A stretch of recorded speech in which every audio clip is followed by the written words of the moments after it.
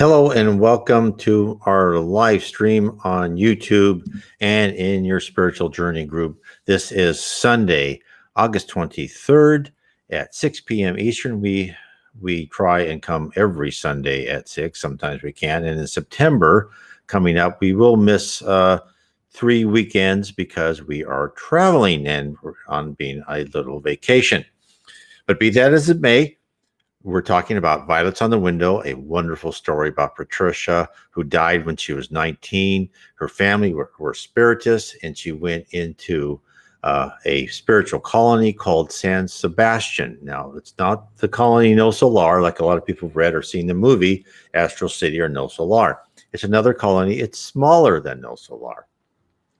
And in this story, it's about her. It's a really well-written book. It's about her exploration and getting used to being in the spirit world and the spirit body and everything that entails as a young spirit.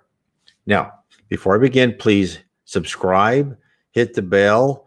That helps the algorithm. Give me a comment or give me a thumbs up, I should say. And all those things are very helpful as we are trying to get more people to learn about Spiritism. In fact, I'm getting more comments on my YouTube videos with really great questions, probing questions, and believe me, I love all of that. So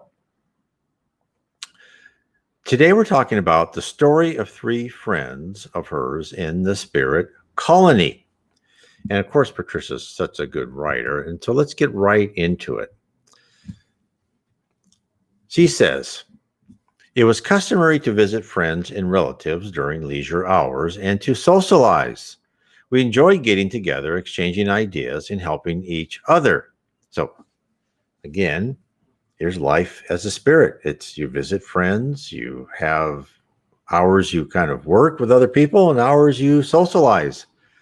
In some ways, the spirit world is mundane. It's just a continuation of your earth life. In other ways, it's fantastic. Let's keep going. We enjoy getting together, exchanging ideas, and helping each other. During these festive gatherings, the favorite subject among relatives was their families. We talked about our discarnate loved ones who were not well, and the incarnate relatives still in the physical world.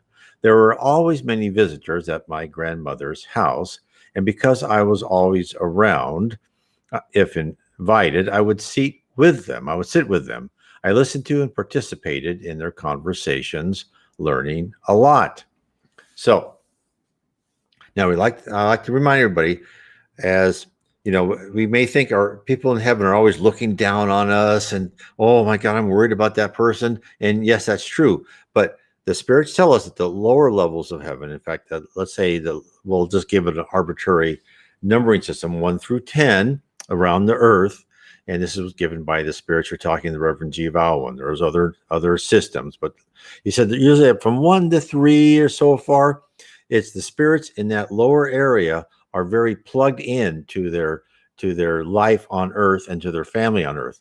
The spirits higher understand that we're all spirits. It doesn't make a difference their religion, their race, their culture, or really what they're going through in life, because it's all temporary and it's all a learning experience, and it's all made to provide you with stimuli to change your character and your attitude.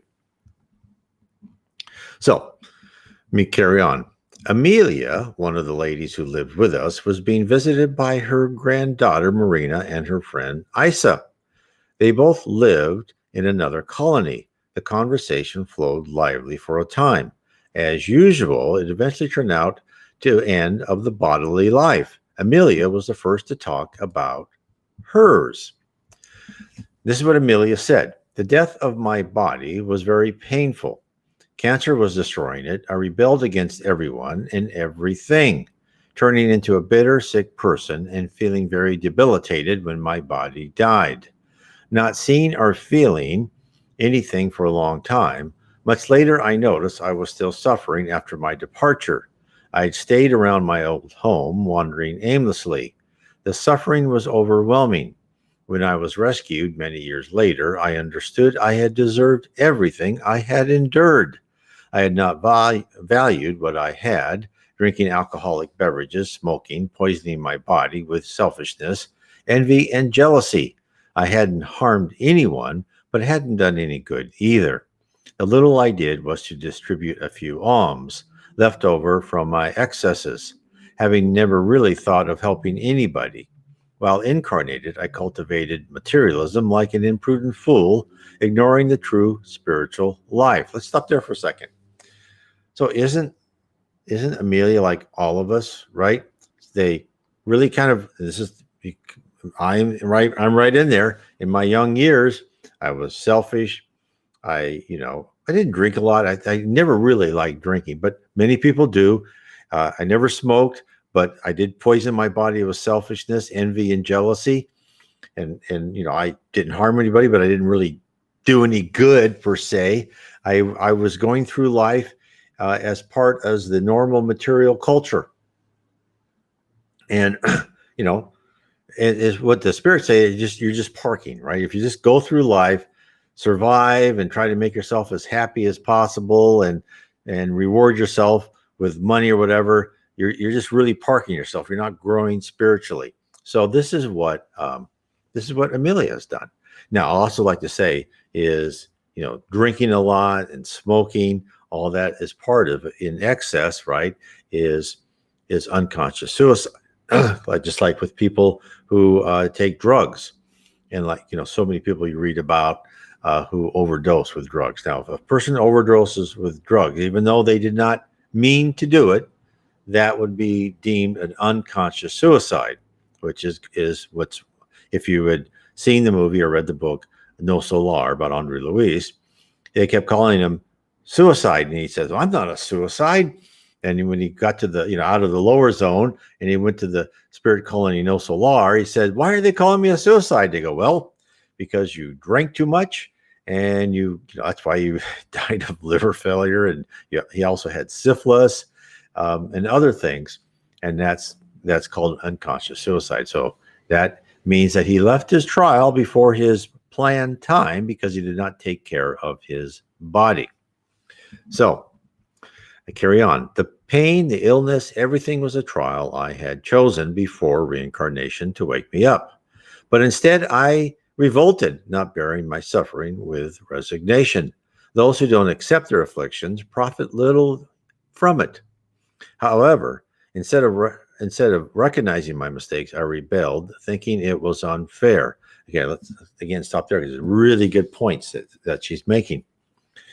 When you are going through suffering, the spirit world never causes you to suffer, causes you for that stimuli to suffer because they want to, punish you. Oh, that's, just like, if you want to I want to hit that person on the head because what they did to me, right? Because you want to punish them. You don't really want to say, well, I'd like to understand how I could make them never do this again. Because your idea is just to give them a whack because that way they know never to, fool with you again. Well, no, the spirit world thinks much more mature than that. The spirit world is setting up a trial, an episode in your life for you that you will have emotional trauma, emotional pain, but hopefully that will cause you to be introspective and take whatever primitive emotion that had been lodged in your heart and to take that out and replace that with a more elevated emotion.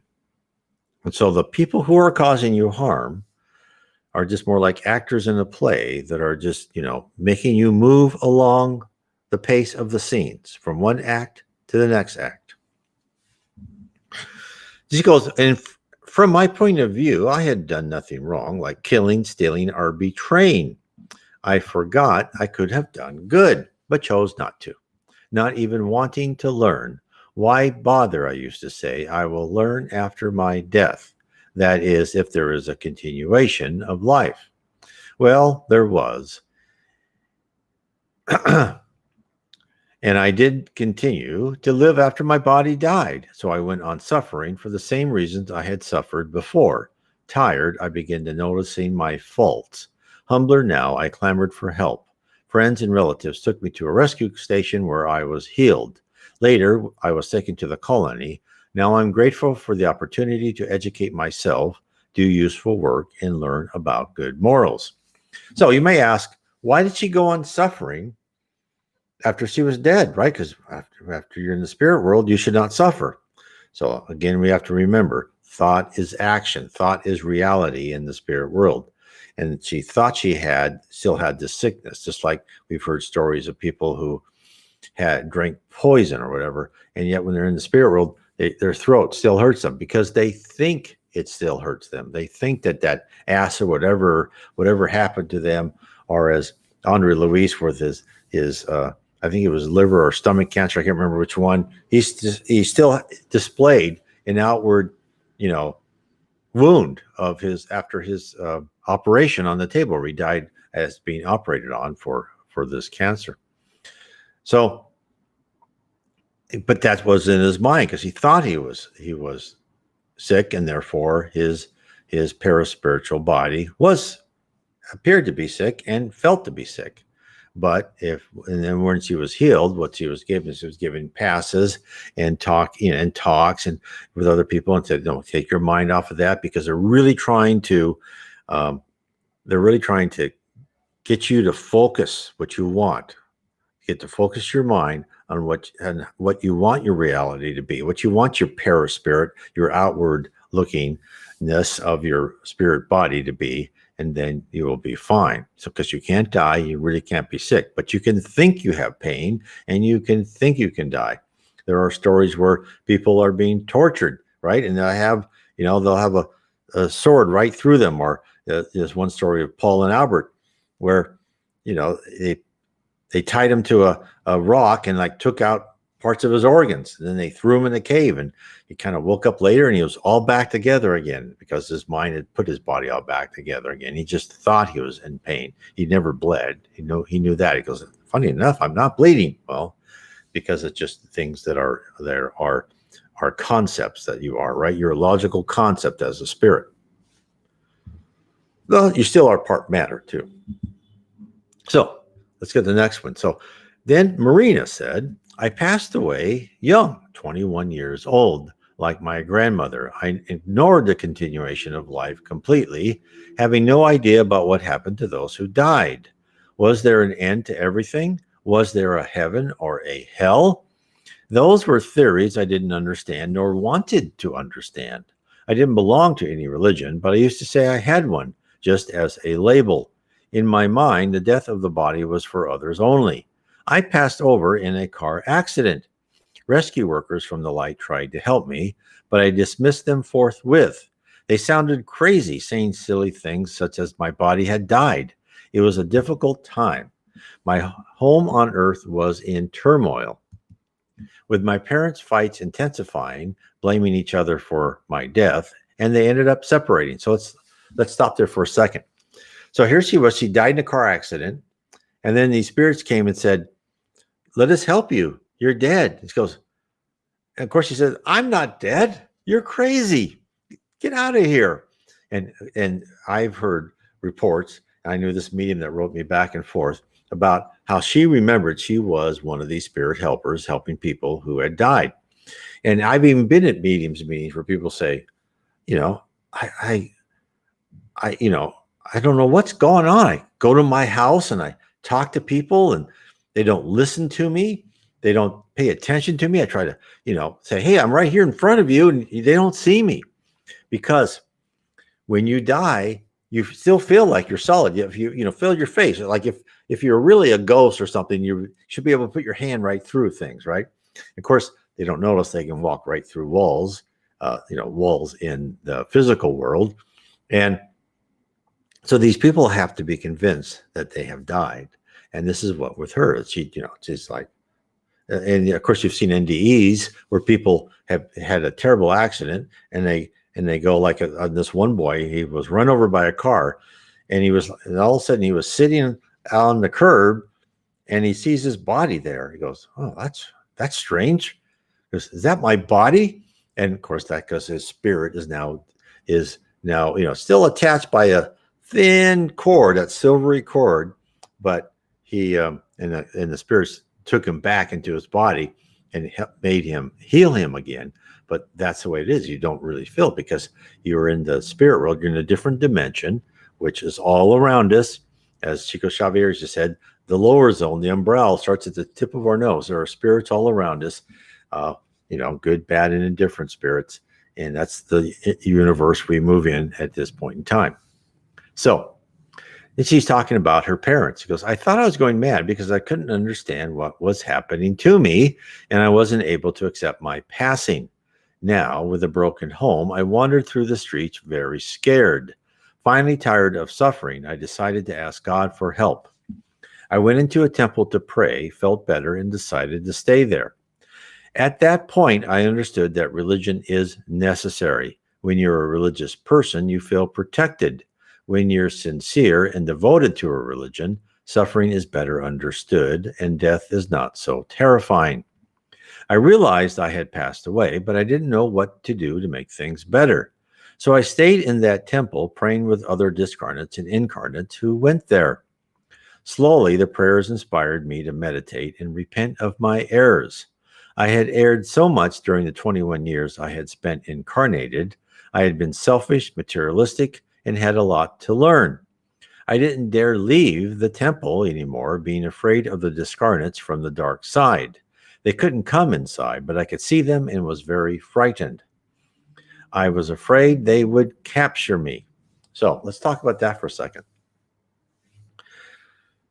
So here she was, didn't know she was dead. And then she kind of figured it out she was dead. And then I'm sure there were spirits around her that she could not see, because a higher spirit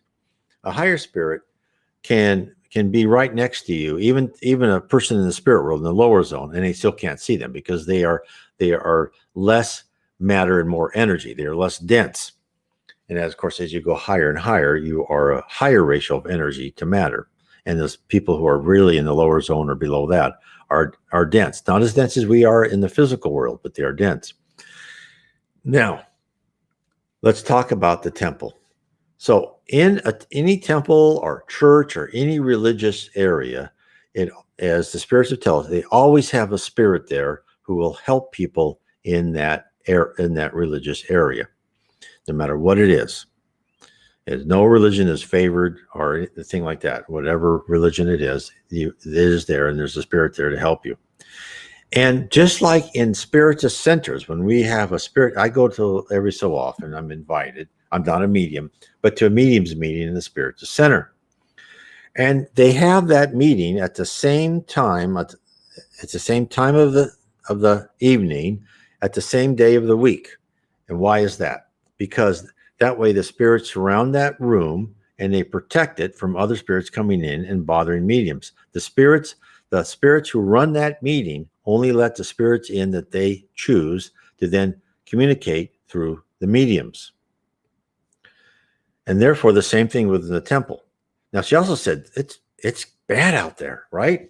Now, that's because, now this book is in heaven. That's above. I'm just saying above and below just to give people an idea, because we need these concepts in our mind to understand that.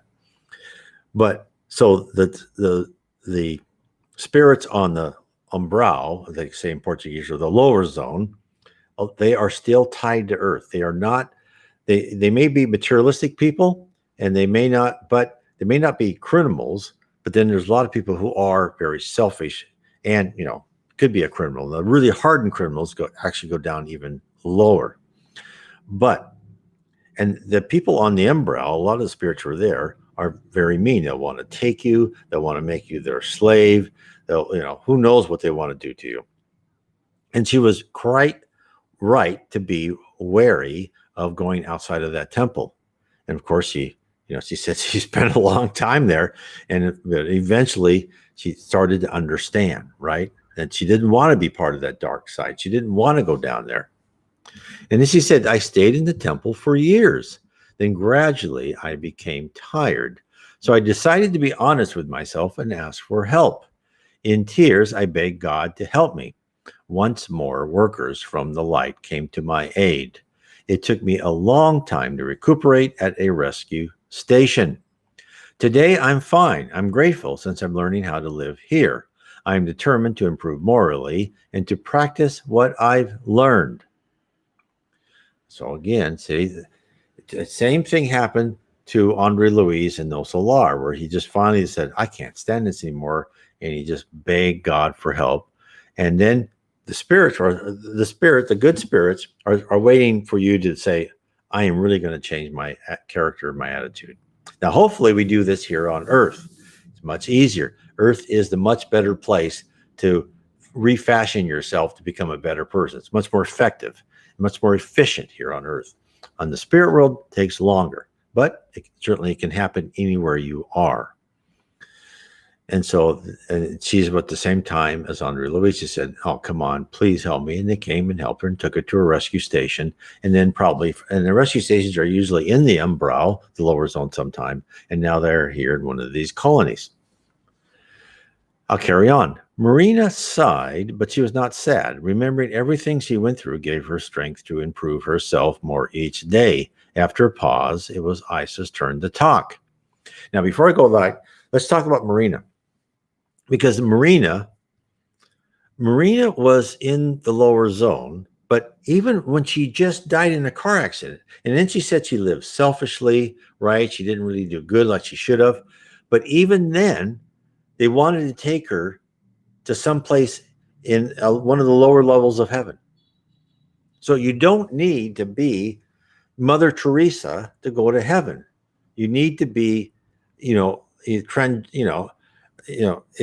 to be on the trajectory of being a good person. You need not to do any harm. You're not going to be welcomed by St. Peter at the gates, right? If you just lived a normal kind of quasi, not very good, not, selfish life, but the spirit world is very open. They want you to be there. They want you to learn to be a good person. And therefore, you don't have to wear a hair shirt. You don't have to give all your money away. You can be a normal person that works and tries their best. And if you can, that's why Spiritism is so important for you. If you can start that road on changing your spiritual attitude and learning about the spirit world and what is expected of you, that's why I'm here talking, then you're going to be much more ready, and you're going to be ready to ascend much higher when you pass over. So now, Isa its turn to talk. And this is what Isa said about her life, I should say. I passed over due to a malignant tumor in the brain after a few months of illness. I was 16 years old and followed a religion that taught me erroneously that after death I'd go to sleep and would wake up on the judgment day at the end of time. When my body died, I went into a stupor, a kind of sleep, where I saw and heard what was going on around me, although not very clearly. So let's talk about that. Now, most probably, they don't say it, is, she was a religion that she would go to sleep and not wake up till Judgment Day. That sounds like a Seventh-day Adventist, Jehovah's Witness, is that when they said that when you die, you sleep until the Judgment Day is over, and then they wake up the ones that should be woken up. Now, that's fine, right? And she said, taught me erroneously. That Judgment Day. Let's talk about the Judgment Day of the separation of the wheat from the tares, right? Is that, according to Spiritism, it's actually going on all the time. And why do I say that? Well, the separation of good, and I don't want to say bad, but let's say, retrograde or ignorant spirits is always going on. And so how does that go on? Well, good spirits get to come back to Earth and learn more in each subsequent life. Now, spirits who resist the teachings, who say, no, I'm just going to still be a petty criminal, or I'm still going to cheat people, or whatever, in life after life, I'm not going to change.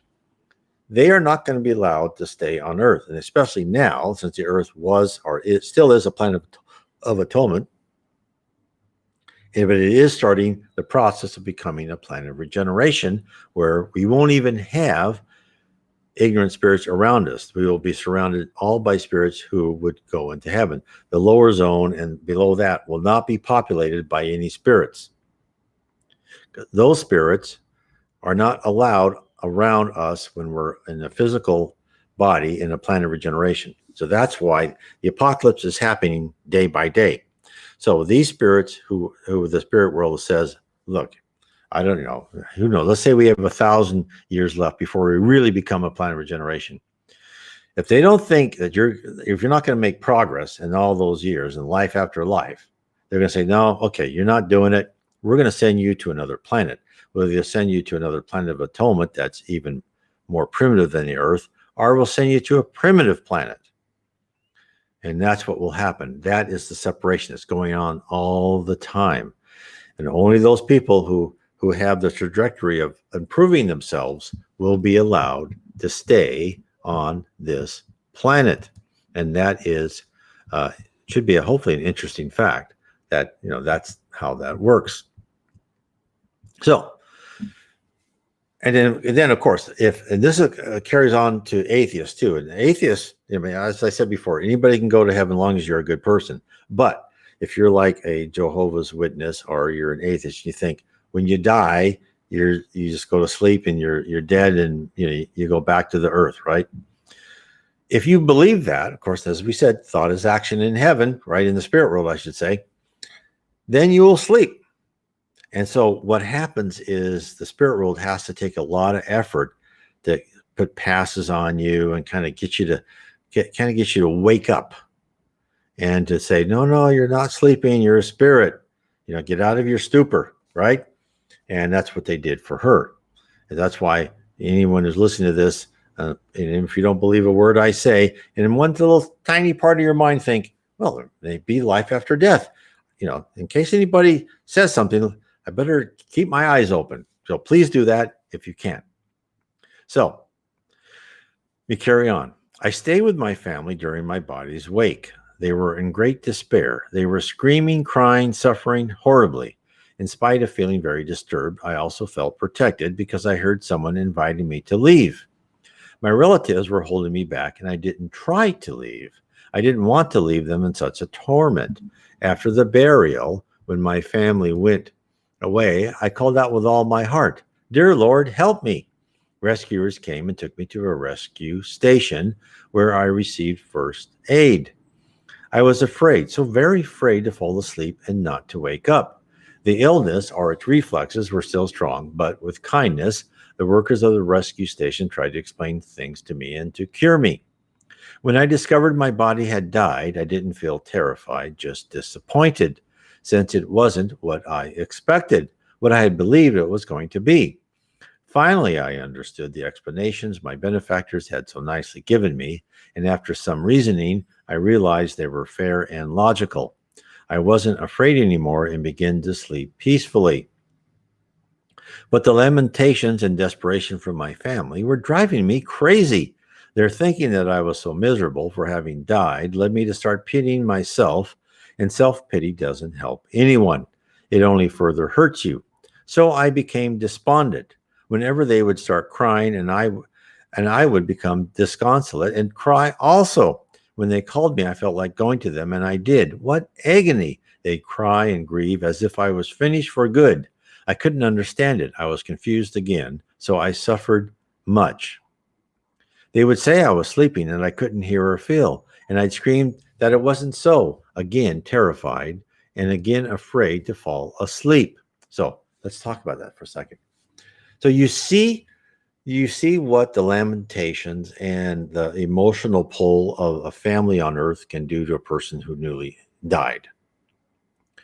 And this is what I try and say probably too many times, but over and over again. If someone close to you dies, wish them, just like they did with Patricia, who's the author of this piece, like her father did when her father and mother, when she died, she goes, "Patricia, don't worry about things." And he prayed for the other spirit helpers to help her adjust herself in the spirit colony. Don't worry about us. Have fun, explore the spirit world. That's what you should do. I know you're in a better place. Have fun, enjoy the spirit world, enjoy the life you're living. If you're in a bad place, please ask God and Jesus for help. Ask for the spirits for help. Don't be too proud. Try and ask for assistance if you think you're in a bad place. But we're not calling you back here. We will be fine.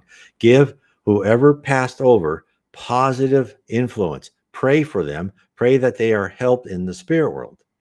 Because if you don't, you're drawing them back in. You're making them feel bad, just like happened to the Isa, is that she felt terrible for her family, and they kept saying, "Oh my heavens!"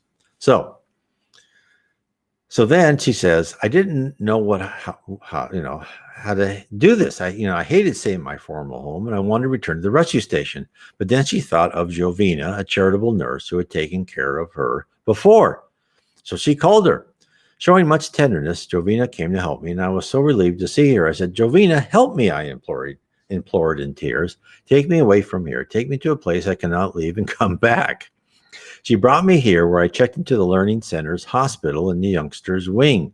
I underwent special therapy to be able to overcome and understand my parents' desperation, to learn not to listen to their calling and not to empathize so much. The counselors at the center tried to obtain some guidance for my parents to help me recuperate faster, since suffering drives people to seek help. My family accepted the suggestion to talk with a neighbor who was a spiritist. She kindly explained to them that they should accept God's will, and given that I had been good, I probably was in a good place, so they should not keep calling me. It was an excellent advice, which they understood somewhat vaguely.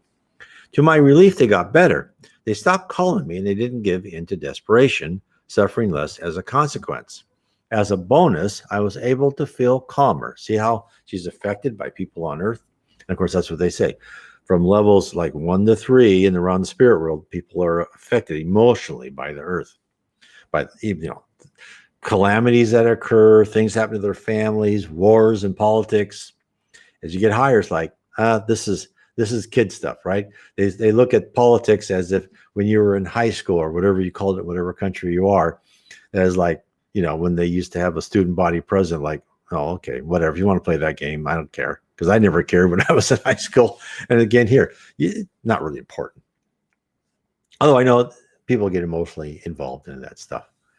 But it's all part of the learning process. We're in this world of chaos to make sure there's lots of stimuli to give us episodes so we can go through and we can learn what we need to learn. Look at it in that manner. So she says, I was able to feel calmer and concentrate on my healing. Because when they thought of me as a sick person in pain, they would transmit those feelings to me, making it very difficult to eliminate the reflexes of the illness. Eventually, I healed and felt better. I became interested in getting to know the learning center, the colony, and making friends. Then another problem showed up. My family started thinking I was a saint, an angel, and started bombarding me with requests. They'd ask me for everything, from doing well in the tests in school, to having health, to making rain or stopping it, curing headaches, finding lost objects, etc. Worse yet, they encouraged the rest of the relatives, friends, and neighbors to do the same. I would receive the request and feel anguished and helpless. I wanted to help them, but how could I do it? The instructors at the Learning Center tried to help them again so I could feel better. Once again, the Spiritist neighbor was the messenger, talking to them and counseling them not to ask anything. She told them to direct a request to God, Jesus, or the angels. She told them I was probably in a good place because I had been good, but maybe it wasn't possible for me to help them, and I certainly would feel bad for it. Now, one thing I want to make clear, when people have requests, again, the spirit world knew exactly what to tell these people. Make your request to God, Jesus, or the angels, because as we're being told, and I talked about this in my series of 3 books, Heaven and Below, Spirits in the Spirit Universe, and How We Are Guided by Spirits. All of our prayers, everything is analyzed and sent to whatever area it should be sent to get the help that we need. Now, it may be that the type of prayer we're asking is like, we're not going to do that right now. It's not the help you need. You just think it may be, but it's not. But everything is analyzed. Everything is thought. There are stories I talk about in my books of these prayer centers where they look at every prayer coming up, and they look at a prayer and they go, okay, no, it's got to go over here, or it's got to go to that person, or it has to go to that department. So everything, we are watched more than you can even imagine. We are watched, analyzed, and tracked. And it's kind of scary, but that's the truth. So this time, They resented the kind neighbor. Generous instructors at the learning center tried to counsel them, disconnecting them from their bodies at night and talking to them. Slowly they stopped, but I still get some requests now and then. I love my relatives.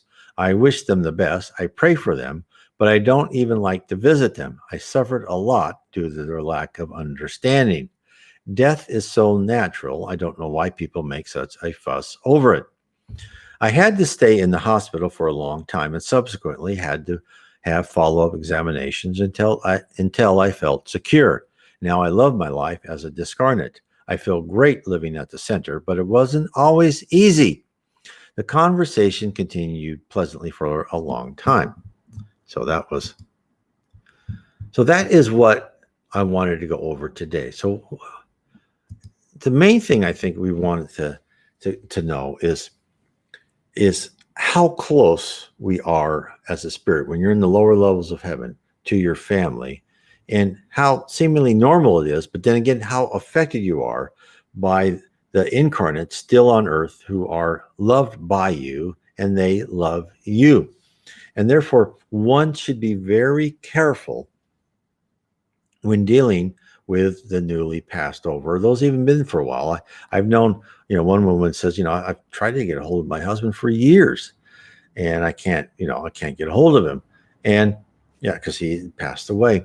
And the more we talked, the more I knew it was the fact that her husband really had some issues. He's probably at first wasn't in a good place, and hopefully he's there now, but it may take years for that loved one to reappear and be able to communicate with you, or for you to dream about them.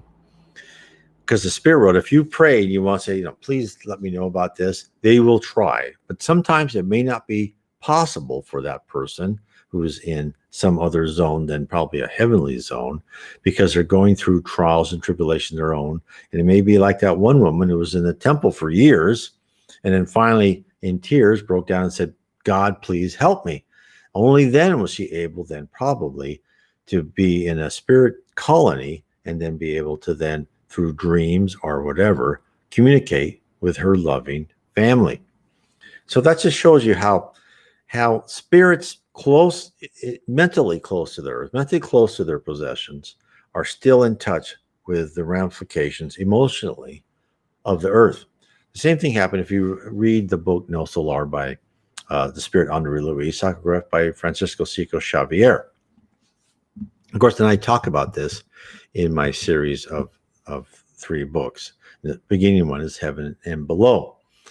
And it shows you how close we really are to that, and how that emotion affects spirits. There's the story also during World War II, and I think it was talked about in the book No Solar, is the other planets with life on the other planets said, because the emotions during World War II was just so much hate and revenge, throughout the whole world. It was this huge vibration of not good thinking. And the spirits actually had to kind of make a covering, a filter, a screen around the earth, so we wouldn't send out these bad vibrations throughout the solar system and beyond, because all of our thoughts go on everywhere. And I talk about that in my book, Heaven and Below. And then if you look at and we're really getting into where the spirit is and talking about life in the spirit world, it is in my book, Spirit and the Spirit Universe. And I talk about so let's talk about Patricia in this colony, San Sebastian, and they had a learning center. Well, what we are told is in each level of heaven, there are learning centers in the smaller colonies. And then after a point in time, when you're ready, you go to the bigger colonies, the bigger central cities, and go to more universities and bigger schools. And then after you pass all that, if you want, no, you're not ever forced. You have free will. You can stay in No Solar or San Sebastian, whatever colony you want, for as long as you want. You don't have to go to school. You don't have to learn. But if you wish, you can go to that thing and they'll tell you more about the spirit world. They'll tell you more about how universal fluid works. They'll tell you more about how to utilize your brain to create.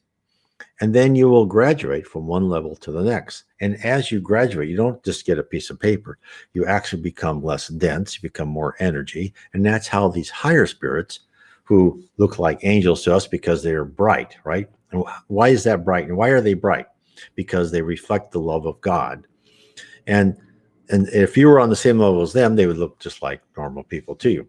So that's how that works. You go higher and higher in the spirit hierarchy until you actually even graduate from the levels around the earth, and then you become really a full, productive member of spirit society. And that is why we're on earth, is the spirit world wants us all to become productive spirits. Of course, that takes eons, maybe thousands of years, longer or shorter, depending on how good or stubborn, probably I was one of the stubborn ones, of do we want to learn or not.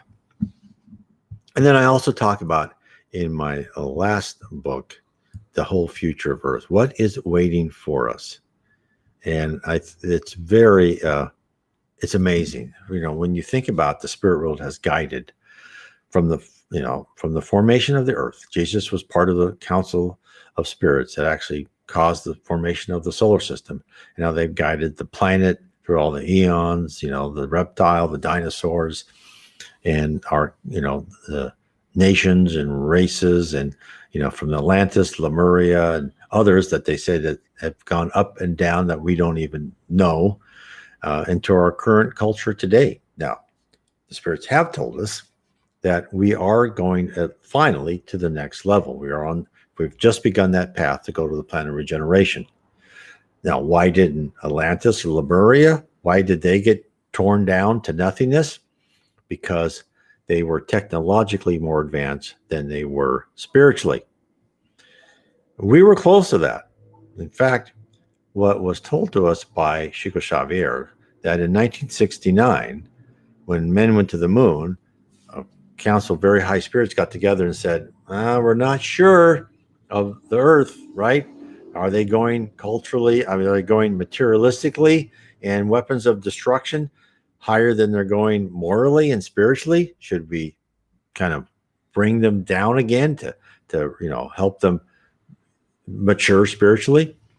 And then Chico said, Jesus said, no, let's give them 50 years and see how they go. If they don't have any nuclear war in 50 years, let's continue to become a planet of regeneration. Of course, we passed that in July 2020.